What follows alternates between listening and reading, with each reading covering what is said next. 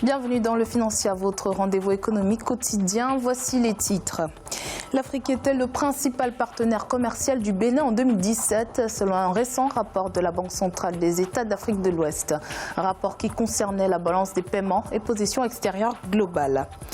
Autre rapport, celui du Fonds monétaire international, table sur un taux de croissance de 8,8% pour le Ghana en 2019. Estimation positive qui sera notamment portée par l'évolution de la production pétrolière du pays. Et puis en fin d'édition, nous ferons le point sur les marchés boursiers du continent.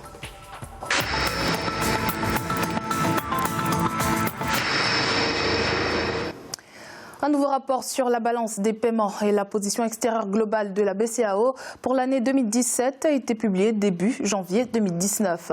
En ce qui concerne le Bénin, les échanges économiques avec les pays africains, bien qu'ils auraient baissé, sont au beau fixe. En effet, l'Afrique est le principal partenaire commercial du Bénin et a enregistré des parts de marché de 74,9%, bien loin devant l'Asie à 21%.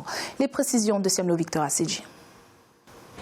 D'après un récent rapport de la BCEAO, Banque centrale des États de l'Afrique de l'Ouest, les exportations du Bénin vers les pays de l'Union économique et monétaire ouest-africaine se sont repliées à 98 779 000 francs CFA en 2017 contre 129 315 000 francs CFA en 2016. Malgré cette baisse, la BCEAO note que l'Afrique est le principal partenaire commercial du Bénin avec 74,9% de part de marché devant l'Asie qui totalise 21%. Le Bénin a amélioré sa production agricole. En réalité, c'est le marché nigérian qui offre donc les embellis économiques. Les produits ici déversés sur le marché africain, par le biais donc du Nigeria, ne sont pas des produits authentiques. C'est des produits qui sont issus des échanges entre le Bénin et l'Asie. Selon la BCEAO, le Bénin a vendu à son voisin nigérian son plus grand partenaire à hauteur de 842 637 000 francs CFA en 2017 contre 730 684 000 en 2016. Une hausse qui concerne principalement le commerce de riz. Le coton, l'anacade surtout,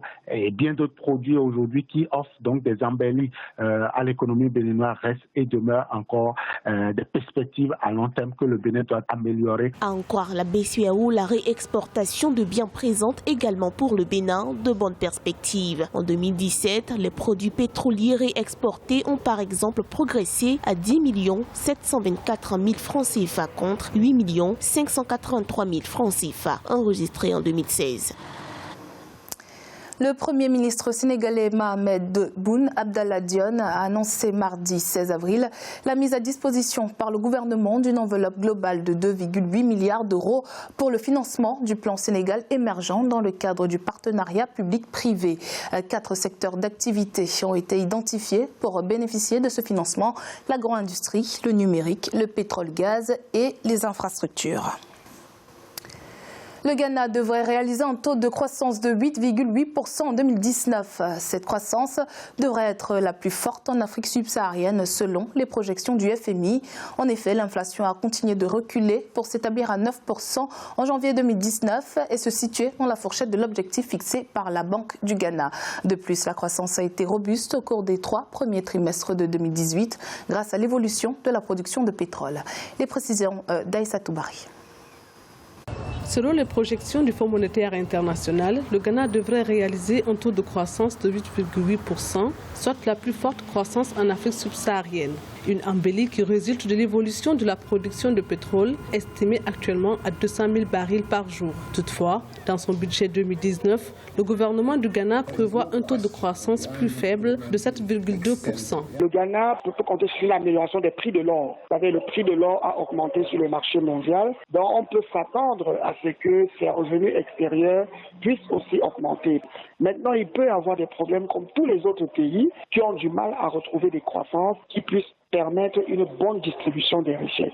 Les nombreuses réformes engagées par le pays, notamment l'assainissement du secteur bancaire et la surveillance des entreprises publiques, commencent à porter ses fruits. L'inflation a continué de chuter pour s'établir à 9% en janvier 2019, pour se situer dans la fourchette de l'objectif fixé par la Banque du Ghana. Le Kenya récemment a critiqué les méthodes d'analyse du FMI en estimant qu'il ne prenait pas en compte tous les aspects. Donc on peut donc croire que le Ghana puisse faire l'objet d'une analyse plutôt sévère. Le gouvernement ghanéen s'est donné pour ambition de réduire substantiellement la dette du pays à l'horizon 2022. Mais en attendant, il devra continuer d'emprunter sur le marché international et a déjà annoncé la possibilité d'y solliciter 3 milliards de dollars. Sa dernière sortie sur le marché international en mai 2018 avait été souscrite à 4 reprises.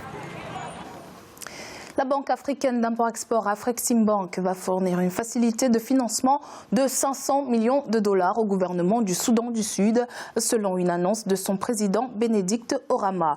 Cette enveloppe vise à financer des projets à impact rapide ainsi que des services de conseil dans les domaines du transport, de l'énergie, de l'infrastructure et de l'agriculture au Soudan du Sud.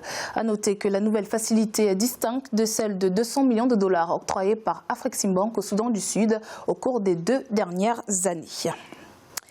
La Banque mondiale va multiplier par 6 le niveau de son appui budgétaire au Mali. L'enveloppe d'un montant de 250 millions de dollars au titre de l'année 2019 sera notamment consacrée à la restructuration du secteur de l'énergie malien. Cette décision a été prise à l'issue d'une rencontre entre la délégation malienne conduite par le ministre de l'économie et des finances, Dr Boubou Cissé, et les responsables de la Banque mondiale et du FMI à Washington, aux États-Unis.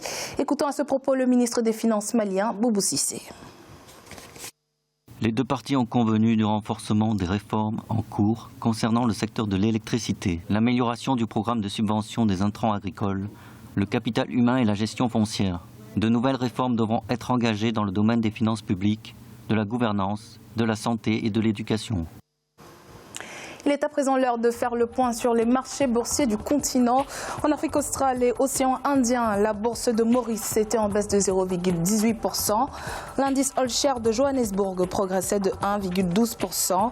L'indice de Nairobi enregistrait également une hausse de 0,18% et l'indice du Botswana était stable. En Afrique de l'Ouest et centrale, la BRVM d'Abidjan était en hausse de 0,38%. L'indice nigérian gagnait 0,76% et la bourse du Ghana a perdu 0,23%. En Afrique du Nord, la bourse de Casablanca était en hausse de 0,24%.